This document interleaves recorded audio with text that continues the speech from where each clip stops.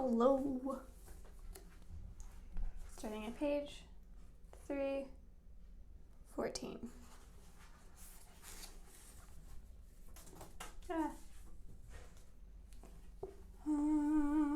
How he must have hurt her, of course.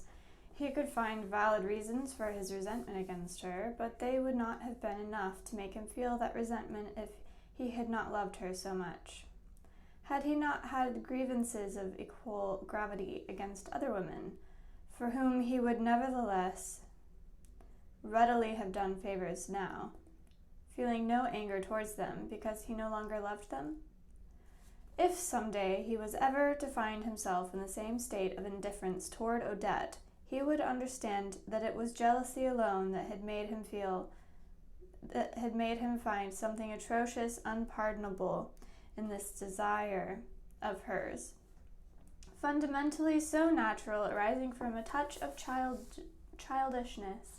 and also a certain delicacy in her nature, to be able in her turn, since an occasion presented itself, to repay the civilities of the Verdurins, to play the mistress of the house. He returned to this point of view, which was opposed to that of his love and his jealousy, and in which he placed himself sometimes through a sort of intellectual equity, so as to allow for the various probabilities, from which he tried to judge Odette as if he had never loved her, as if to him she were a woman like any other, as if Odette's life had not been, as soon as he was no longer there, different,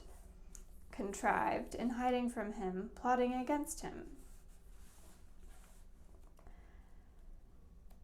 Why should he believe that there she would enjoy with Forcheville or with other men intoxicating pleasures that she had never experienced with him, and which his jealousy alone had fabricated out of nothing? And Breilluth, as in Paris, and Forcheville happened to think of him at all, it might be merely as of someone who mattered a great deal in Odette's life, to whom he was obliged to yield his place when they met at her house. If Forcheville and she gloated over being there despite him, it was he who would be to blame in trying in vain to keep her from going. Whereas, if he approved of her plan, which was in fact defensible, she would have appeared to be there on his recommendation. She would feel she had been sent there, housed there by him, and for the pleasure she felt in entertaining those people who had entertained her so often, it was Swann that she would have to find grateful.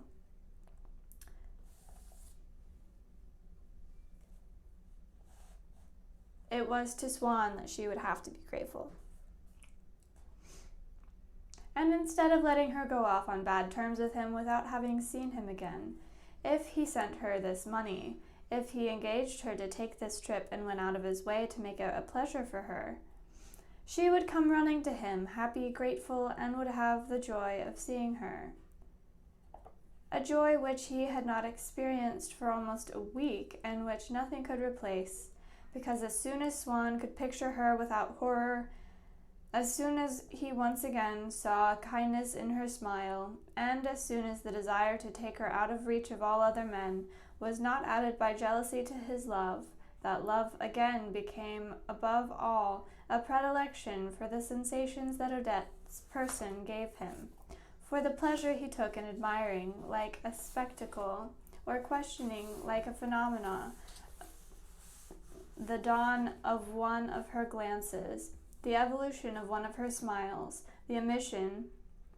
of an intonation of her voice. And this pleasure, different from all the others, had ended by creating in him a need for her that she alone could satisfy by her presence or her letters, a need almost disinterested, almost as artistic as perverse, as another need that characterized this new period in Swann's life, in which the dryness, the depression of earlier years had been succeeded by a sort of spiritual superabundance, without his knowing to what he owed this unhoped-for enrichment of his inner life, any more than a person in delicate health who, from a certain moment, grows stronger, stouter, and seems for a time to be on the road to a complete recovery. That other need, which was also developing apart from the real world, was the need to hear and to understand music. And so, with the very chemistry of his disease, after he had created jealousy with his love, he began once more to manufacture affection and pity for Odette. She had turned back into the Odette who was charming and good. He felt remorse at having been severe toward her. He wanted her to come to him, and before that he wanted to procure for her some sort of pleasure, as to see gratitude mold her face and shape her smile. And Odette, sure of seeing him come back after a few days, as tender and submissive as before, to ask her for a reconciliation, acquired the habit of no longer being afraid to displease or even provoke him, and she refused him, when it was convenient for her, the favors he valued most. Perhaps she did not realize how sincere he had been with her during the quarrel, when he had told her he would not send her any money and would try to hurt her. Perhaps she also did not realize how sincere he was, if not with her, at least with himself, on other occasions, when for the sake of the future of their relationship, so as to show Odette what he was capable of doing without her, that a break was always possible, he decided to let some time pass without going to see her. Sometimes this was after several days during which she had not given him any new reason to worry, and since from the next few visits he would make to her, he knew he would not derive any great joy, but more probably some vexation that would put an end to his present state of calm. He would write to her that since he was very busy, he would not be able to see her on any of the days on which he said he would. Then a letter from her, crossing his, would ask him to change one of those very meetings. He would wonder why his suspicions, his anguish, would take hold of him again. He would no longer be able to abide in the new state of agitation in which he found himself, by the commitment he had made in his earlier state of relative calm. He would hurry to her house and demand to see her on all the following days,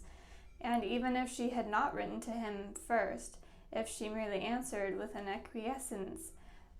his request for a brief separation, this would be enough to make him unable to go on without seeing her. For, contrary to Swanns' calculations, Odette's consent had entirely changed his attitude. Like all those who enjoy the possession of a thing, in order to know what would happen if he ceased for a moment to possess it, he had removed that thing from his mind, leaving everything else in the same state as when it was there. But the absence of a thing is not merely that. It is not merely a partial lack. It is a disruption of everything else. It is a new state which one cannot foresee in the old. But there were other occasions. Swann was about to go off on a trip, when, after some little dispute for which he had chosen the pretext, he would resolve not to write her and not to see her again before she returned, thus giving the appearance and expecting the reward of a more serious quarrel, which she would perhaps believe was final, to a separation the greater part of which was unavoidable because of the trip, and which he was merely allowing to begin a little earlier. Already he imagined Odette uneasy, distressed at having received neither visit nor letter, and this image, by calming his jealousy, made it easy for him to break himself of the habit of seeing her. No doubt, at times, at the far end of his mind, where his resolution had thrust her because of the entire interposed length of the 3 weeks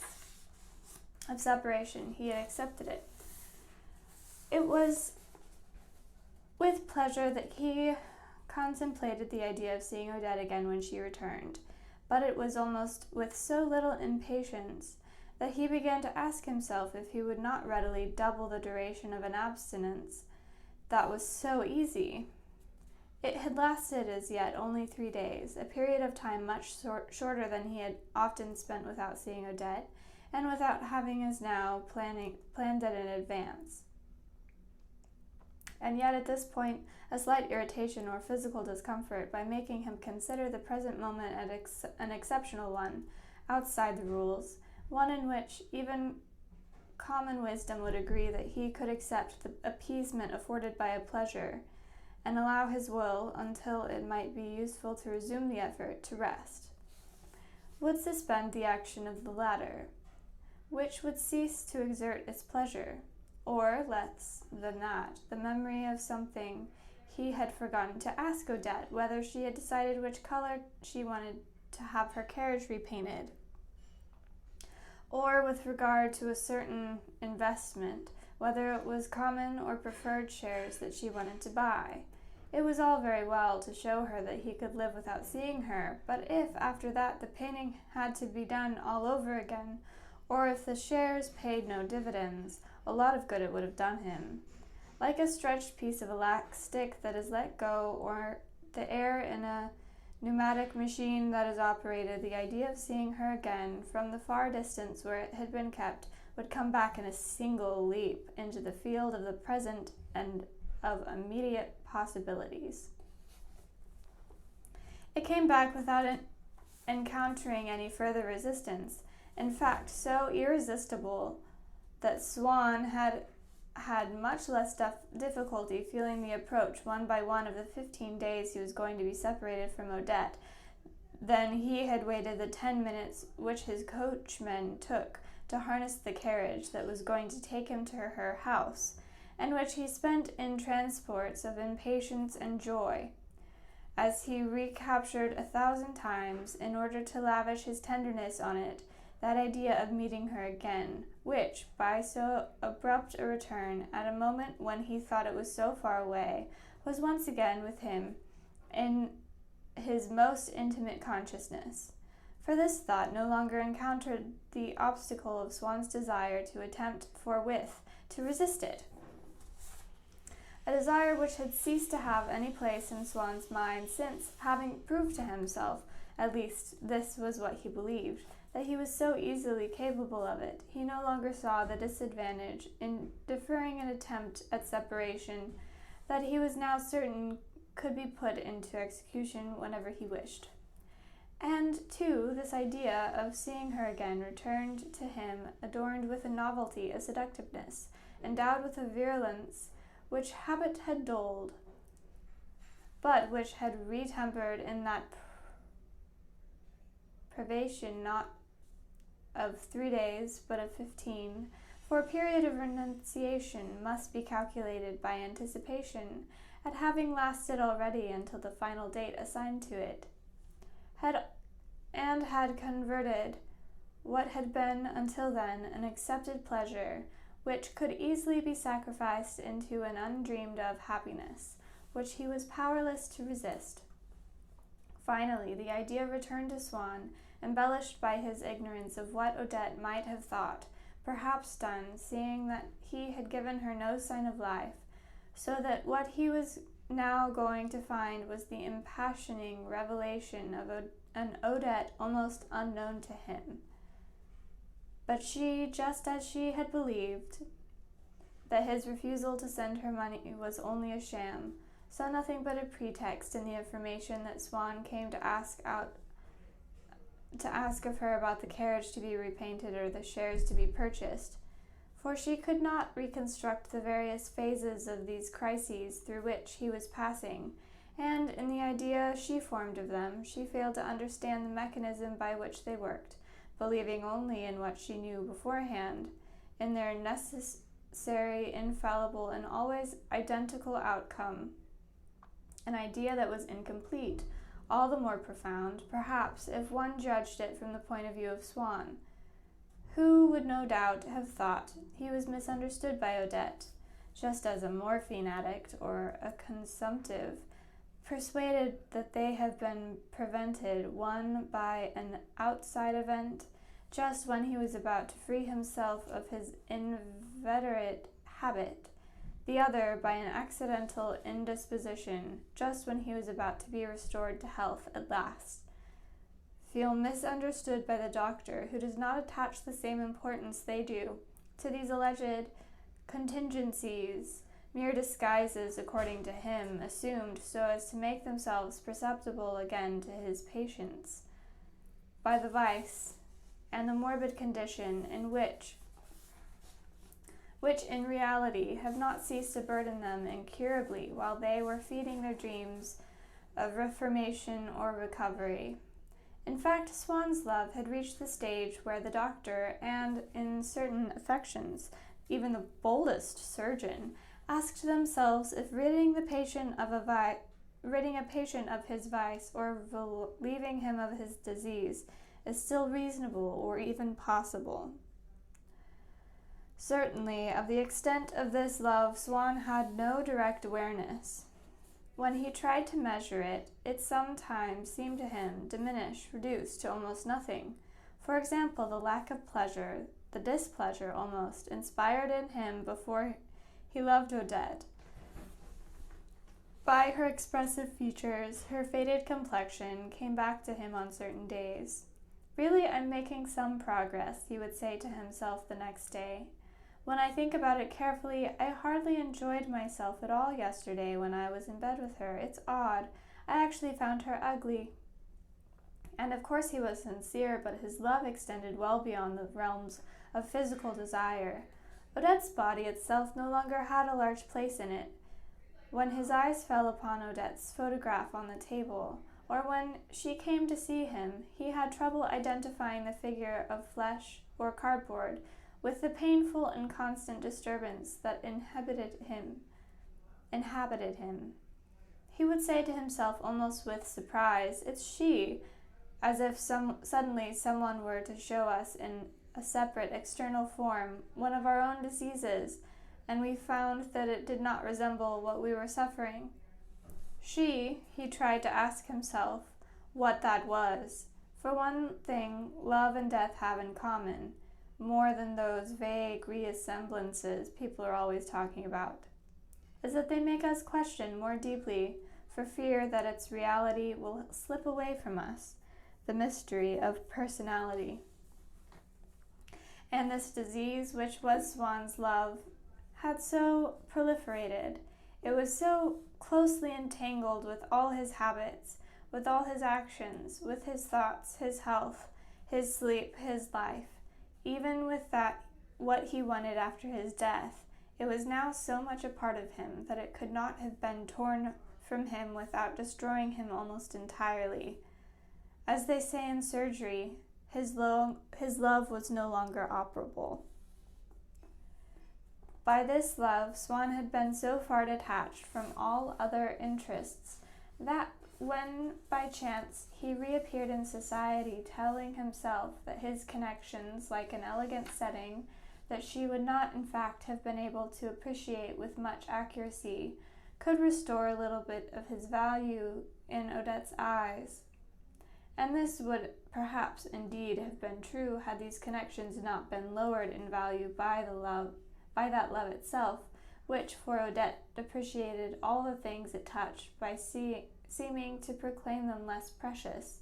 What he experienced there, along with the distress of being in places and among people whom she did not know, was the disinterested pleasure he would have taken in a novel or a painting which depicted the amusements of a leisured class, just as in his own house he enjoyed contemplating the functioning of his domestic life, the elegance of his wardrobe and livery, the proper placement of his stocks, in the same way that he enjoyed reading in Saint-Simon, who was one of his favorite authors, about the mechanics of the daily life, the menus of the dinners of Madame de Maintenon, or the well-advised avarice and grand style of Lully. And to the small extent that this detachment was not absolute, the reason for this new pleasure that Swann was enjoying was that he could emigrate for a while into the rare parts of himself that had remained almost foreign to his love and to his pain. In this respect, the personality which my great-aunt attributed to him of young Swann, distinct from his more individual personality of Charles Swann, was the one in which he was now happiest. One day when, for the birthday of the Princess of Parma, and because she could often please Odette indirectly by making it possible for her to have seats at galas, jubilees, and other occasions, he had wanted to send her some fruit and was not sure how to order it. He had entrusted the task to a cousin of his mother's, a lady who, delighted to do an errand for him, had written to him when sending him the account that she had not got all the fruit at the same place, but the grapes at Crepot's, whose specialty they were, the strawberries at Jaurès, the pears at Chevets, where they were the loveliest, etc., etc. Each piece of fruit inspected and examined individually by me. And indeed, from the princess's thanks, he had been able to judge the flavor of the strawberries and the mellowness of the pears. But more important, that each piece of fruit inspected and examined individually by me had soothed his pain by taking his consciousness away into a region where he rarely went, even though it was his right as the heir to a rich and solid bourgeois family in which there had been preserved by heredity, quite ready to be put at his service whenever he wished, the knowledge of the best addresses and the art of placing a proper order. Certainly he had forgotten too long that he was young Swann, not to feel, when he became that person again briefly, a keener pleasure than those he could have felt the rest of the time, and to which he had grown indifferent. And if the friendliness of the bourgeoisie, for whom he had remained that person more than anything else, was less animated than that of the aristocracy, but in fact more flattering, for with them at least it is always inseparable from respect. A letter from a royal personage, whatever princely entertainment it offered, could never be a pleasure to him, as pleasant to him as a letter asking him to be a witness or merely to be present at a wedding in the family of an old friends of his parents, some of whom had continued to see him, like my grandfather, who the year before had invited him to my mother's wedding, while certain others barely knew him personally, but believed they were obligated to be polite to the son, to the worthy successor of the late Monsieur Swann. But because of the long-standing close ties he had among them, the nobility, to a certain extent, were also a part of his house, his household, and his family. He felt possessed when contemplating his distinguished friendships, the same support from outside, the same comfort as when looking at the fine lands, the fine silverware, the fine table linen that had come to him from his own people, and the thought that if he were to collapse at home from the effects of a sudden illness, it would be quite naturally the Duc de Chartres, the Prince de Rousse, the Duc de Luxembourg, and the Baron de Chalus, whom his valet would run off to find, brought him the same consolation as to our old Francois, the knowledge that she would be wrapped in a shroud of her fine sheets, marked, not mended, or so finely that it only gave a loftier idea of the care of the seamstress, a shroud from the frequent image of which in her mind's eye she derived a certain satisfying sense, if not of material well-being, at least of self-respect. But most important, since